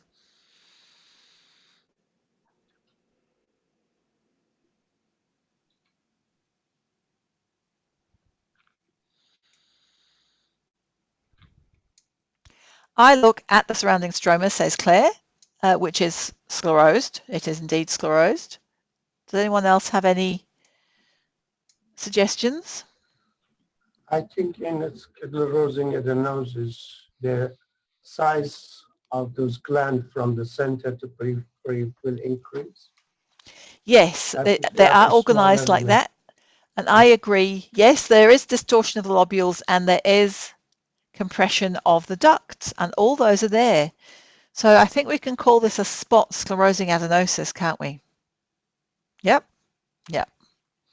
Dan, Yeah. with these kind of benign lesions, I sort of struggle with figuring out like tubular adenomas, ductal adenomas, sclerosing adenosis. They all sort of do look the same to me. I'd just like some help in figuring that out, like in this situation, for example. How do we know this is not a tubular adenoma? Okay, let's ask the people here. Why isn't this a tubular adenoma? We can help Roshni. Why isn't this a tubular adenoma? Is it because in a tubular adenoma, the little tubules, like the ducts, they'd be like more symmetrical, like they're more round and neat looking. Yeah, and Jai said the same thing. So think of do you remember the lactating adenoma at the start? Yeah. If that didn't have the lactatey bits in, that would have been a great tubular adenoma. Mm. Okay. Yep. Okay, so so they're all little round, uniform, exactly the same, whereas these are distorting and compressed glands and dense fibrous stroma, and the glands are tiny in the middle and go bigger on the outside. And yes, they form a nodule. They form a nodule rather than having this lobular configuration. Was that helpful? Yes, thank you. Great. Thank you, everybody. All right. Here we go. All right. Right. I think this was a spotter as well. Okay. I think the thing to do was to mention several things. We've got some nice Paget's. Really, really nice Paget's disease. Yep. Chronic inflammation. If I was doing this slide, I would look very carefully to see if there was any invasion. Here from the Paget's, I'd just nip along. Of course, in reality, I would do a CK7 to find it. And then the other thing to spot was this, which was the DCIS, which I'm hoping you all called high grade.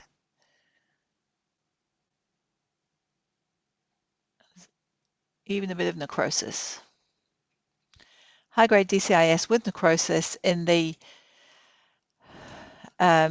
ducts of the nipple. Spotter, right? Spotter if you think it's a spotter. Yes. Yeah, I don't think there's any differential diagnosis here. I think it is what it is. So in real life, you probably still do a couple of stains just to rule out melanoma or something squamous. I mean, in this context, it's obviously Paget's disease. Yep. But again, would you undercut by saying, well, in real life, I would still do those stains because you don't want to get caught out? Or should you just say Paget's and just leave it? I would notice that there's pigment here, and I would do it. I would, yeah. There is pigment. Diane. Yeah. In the well, so superficial dermis, like right below the squamous epithelium, is there suspicion for some invasive disease or not? Just looked a bit busy to me. So it's definitely busy and it's definitely inflamed, but I couldn't see any invasive disease. Because I wrote, I'll just read out what I wrote. Hang on a minute, where are we? Within the underlying stroma, there are infiltrative cells suspicious for an infiltrative ductal carcinoma and a focus of ductal carcinoma in situ. But my overall was Paget's disease of the breast, and then I would say tumor cells would be, you would expect them to be ER positive and HER2 positive. Yeah. But would I have overstepped the mark by saying suspicious for some IDC in that underlying stroma? I think if you can't see it for sure, don't mention it. Don't, or say I would do more levels and a CK7 to exclude small foci of. Cool, perfect. Which is what you do. Yeah, and I picked up on the DCIS, so I guess that's the giveaway too. Yeah. Okay.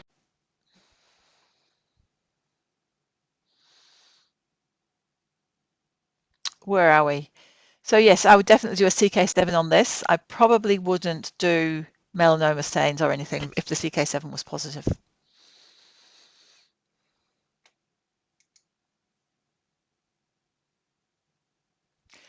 All right. Papillary lesions. So there's relatively small amount of normal breast tissue, and this is a papillary lesion. It's a papillary lesion. So what are the 4 papillary lesions that we are most interested in the breast? Everyone, what 4 things do we not want to get mixed up?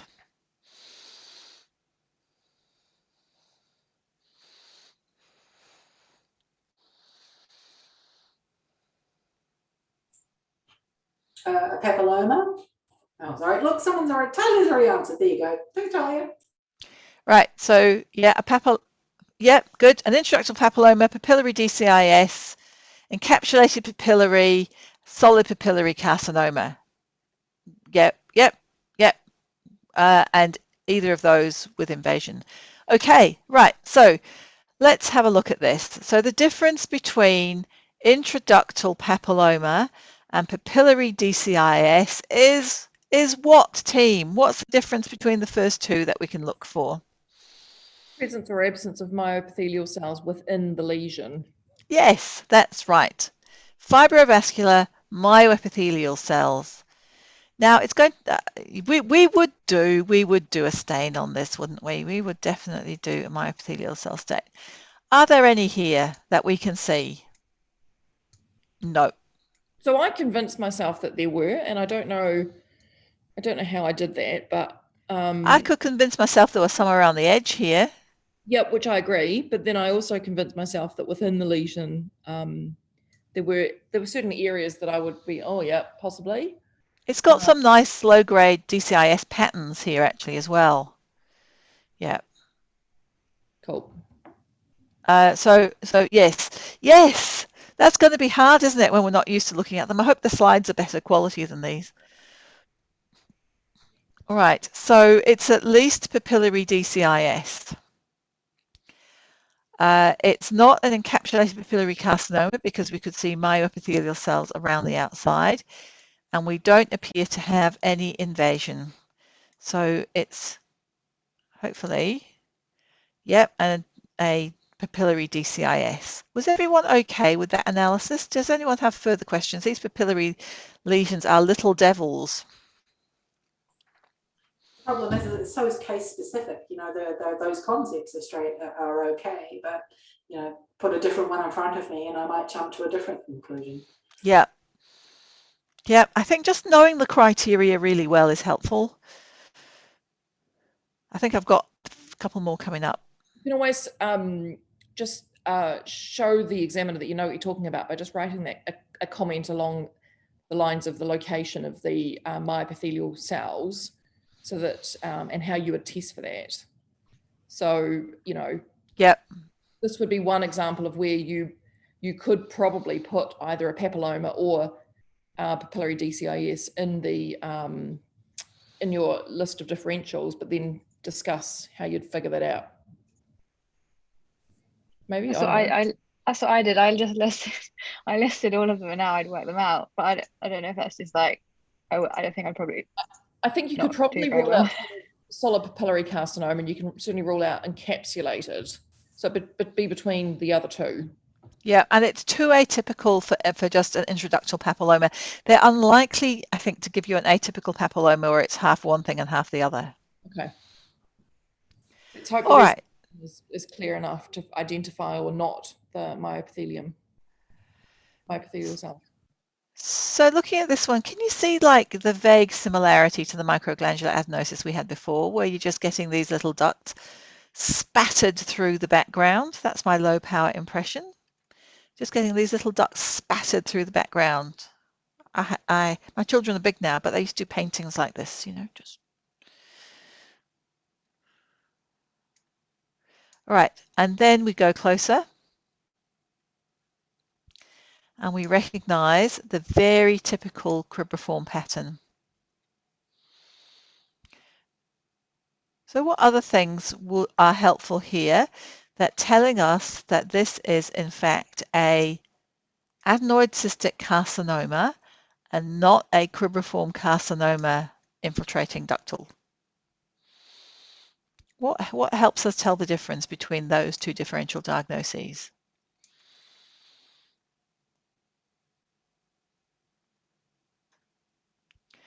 So cribriform carcinoma can have some infiltrative growth, I think.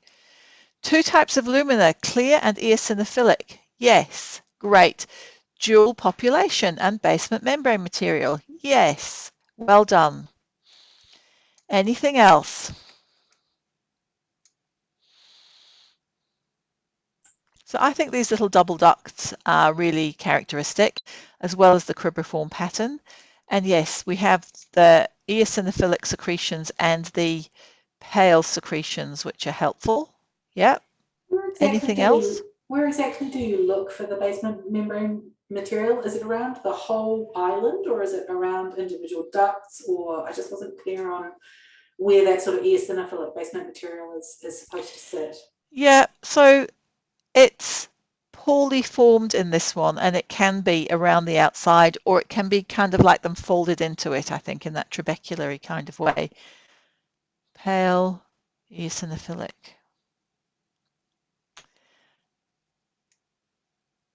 Okay, so were there any questions about this one? Did everyone find it okay? Tell me what you got confused with. If you called this cribriform carcinoma with it as a differential, can you talk your way out of it? I think possibly only if you noted that it would be ER-PR negative, because this is one of the tips, right? If it's a low-grade looking tumor and it's ER-PR negative, then you really want it to be a salivary gland tumor and not a tubular carcinoma. I think there's lots of clues. I think this is another spotter. And they happen everywhere, so chances are you'll get one somewhere funny, like the cervix.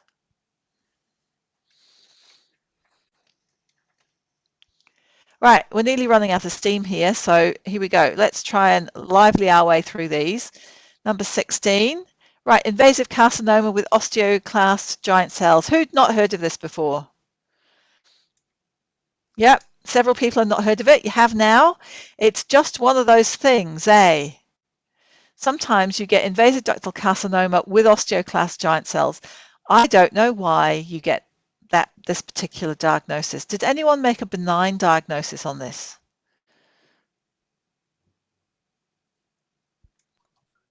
I have a question. If you mention all as a IDC, but in our description write about the giant cell, is it enough, or you have to specify is IDC with osteoclastic giant cell? Yep. So if you called it invasive NST, yep, and mentioned there were osteoclast-like giant cells, excellent. If you called it metaplastic carcinoma with osteosarcoma, no. I think it's just one of these queer facts that we just have to pop in the back of our mind and go, yes, I know what that is. It's infiltrating ductal carcinoma with osteoclast-like giant cells. Okay, that's just a wee fact. You've all seen it now. You'll never forget it. All right. Hang on. So do you ever see, sorry, just one quick question about that last one. Do giant cells ever show up in something else? I mean, that lesion was sort of almost vaguely tubular in a, no, it wasn't, obviously wasn't a microglandular. It wasn't very adenosis infiltrative or something, but it wasn't, you know, it did sort of have quite well formed tubules, and it was the fact that the giant cells tipped it for me. But can you see the giant cells in anything else? In other breast tumours. Yeah. Breast tumour. Giant cells. Papillary, can't you? Sorry, Claire? I thought you saw giant cells in micropapillary as well sometimes. But I could be wrong. I don't think so. Yeah, it says primary giant cell tumour of the breast, it's giant cell tumour of soft tissue. You won't get that in part 1. If you Google micropapillary path outlines, I'm pretty sure it says osteoclast-like giant cells can be seen. I'm here under osteoclastic giant cells.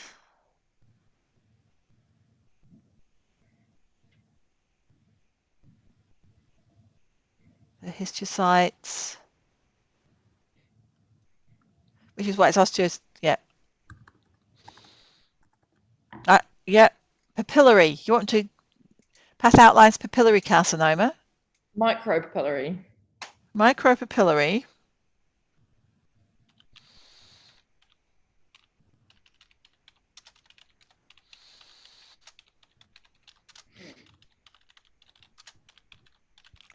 I'm a terrible typist. The third to last point on the microscopic description.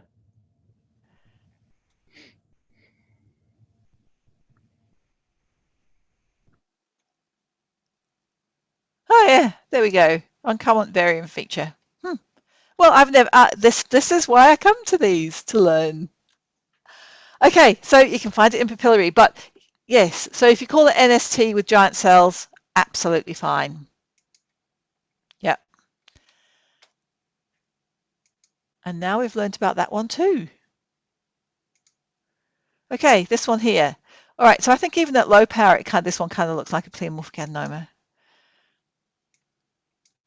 Did everyone think it was a pleomorphic adenoma? I got totally confused and started thinking about mucinous carcinomas, to be honest. Yeah, good point. I just put all these salivary type 1s in to show you what they look like, so that we don't make the mistake when it matters. All right, so I've never seen a polymorphous adenocarcinoma, so I just thought that this was probably what it looked like. Yeah, we should still have the 2 layers around the outside of these tubules. I know they've got lots more in places.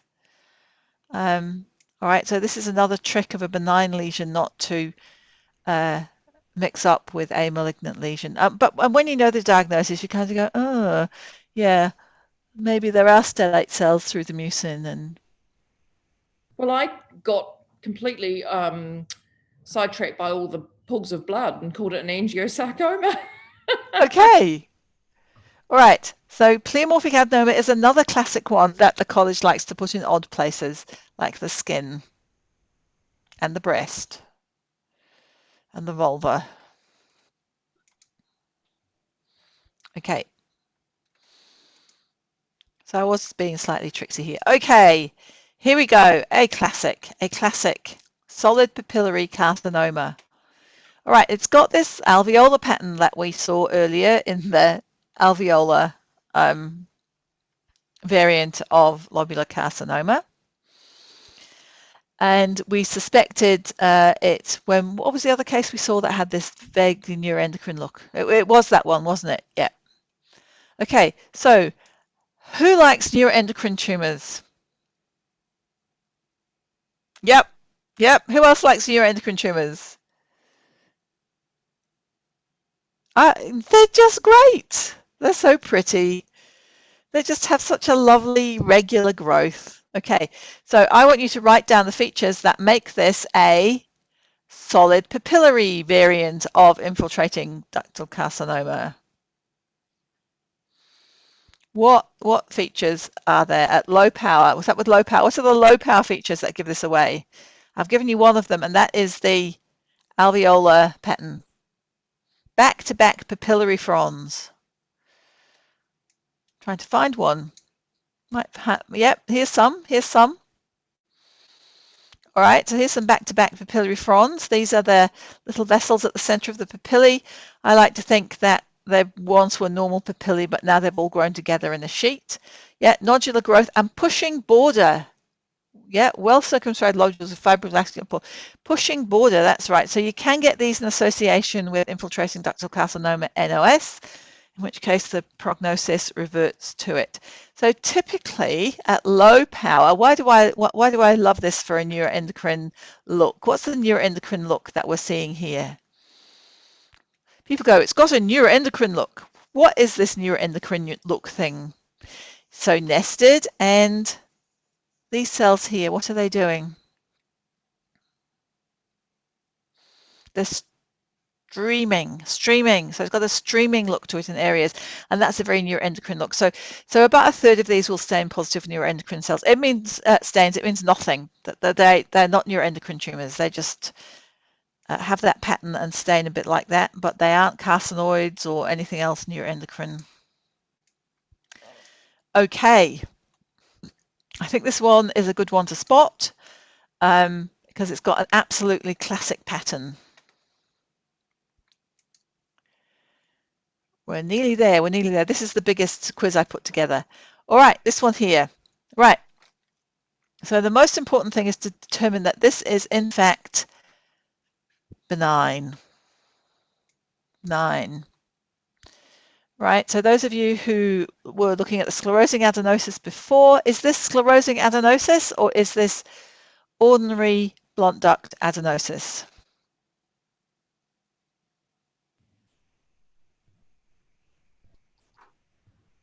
Blunt duct adenosis. Yeah, it is. This is not sclerosing adenosis, right? So Grant and Louisa, that's the other kind of adenosis. Yep. So we've got this stuff here, and there's a bunch of fibrous tissue, and the lobules are looking all a bit like atrophic. There's a bit of adenosis around. There's some compressed ducts. Why isn't this fibrocystic change? Why is this not fibrocystic change? They're not dilated. It's not looking cystic. There's no cystic, that's true. But sometimes you don't get the cysts in fibrocystic change. I was wondering why this wasn't a hamartoma. Yeah, I think that's another really good diagnostic possibility, actually. I think I put hamartoma.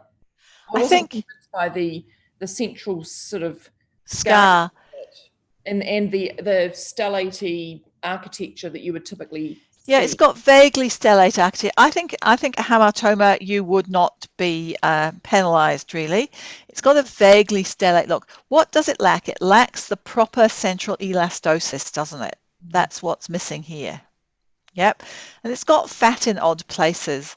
I think this could be a hamartoma, but hamartomas and radial scars are easily distinguished on radiology. So then if you're thinking hamartoma radial scar, you could say both and say you would correlate with radiology because they're easily distinguished on radiology. Cool. And I think the other thing too is that they like you to recognize that the epithelial, there's nothing malignant about the epithelial component. So no, there might be some hyperplastic change in areas, but there's nothing malignant. Okay, last one. What did I choose here? All right, mucinous carcinoma. I think that was to contrast with the pleomorphic adenoma. And let's look at it. Right, when is a mucinous carcinoma not a mucinous carcinoma? And the answer is, there's two answers. When is a mucinous carcinoma not a mucinous carcinoma? It looks like a mucinous carcinoma, but it's not. Sorry, what's that? When it's a mucocele? Yeah, when it doesn't have any associated epithelium and it's a mucocele. Yeah. When it's got less than 90% mucinous, okay, yeah. And when it's got high-grade nuclei. Right, so those are the things, that's the differential diagnosis. You can have NOS with a mucinous component that has more than 10% NOS, and you can have this high-grade change, which it's just high-grade and produces mucin. But this was pretty classic. Did anyone have any questions they wanted to ask about this? Have a look at the mucin, though, versus the pleomorphic adenoma. It's like now you know it's different, isn't it? Yep. Sorry, Diane, what does it become if it has high-grade nuclei? It just becomes infiltrating ductal carcinoma, NOS, grade X, okay. With mucin production. So even if it was super mucinous, it's not called that. It's high-grade nuclei. By definition, mucinous carcinomas must have low-grade nuclei. Yep, cool, thanks. Contradict me if the group, which has group wisdom, knows differently. So Diane, if it has high-grade nuclei, but it sort of maintains this 90 to 100% mucin, what do we call it? You describe what you see. Say you have infiltrating ductal carcinoma with grade 3 nuclei, yeah, forming large pools of mucin that form a mass. This is ineligible to be called mucinous carcinoma as it is not a grade 1 tumor. Okay. Yeah. It will be a grade 2 tumor, perhaps. Yeah. Do mucinous carcinomas, don't they affect older women normally, or older patients? Yep. And that's the end. Okay, I'm going to stop sharing. Okay, I think that was quite hard. I included lots of entities that were quite spindly and difficult. So one of the aims I wanted to do was to introduce you to the concepts of how to deal with difficult spindly lesions and a lot of kind of lookalikes, particularly around the salivary annulage tumours. They were quite hard, I'll admit that. So don't be put off because they were hard. Hopefully gynae's better next week. I think there's fewer. Do you want me to save up the answers or do you want me to publish the answers? For what? Gynae. Release them next Monday? Wait, release them on Monday night. Great. Okay. So, any other final comments? I'm pleased you all turned up. I'm going to stop recording now.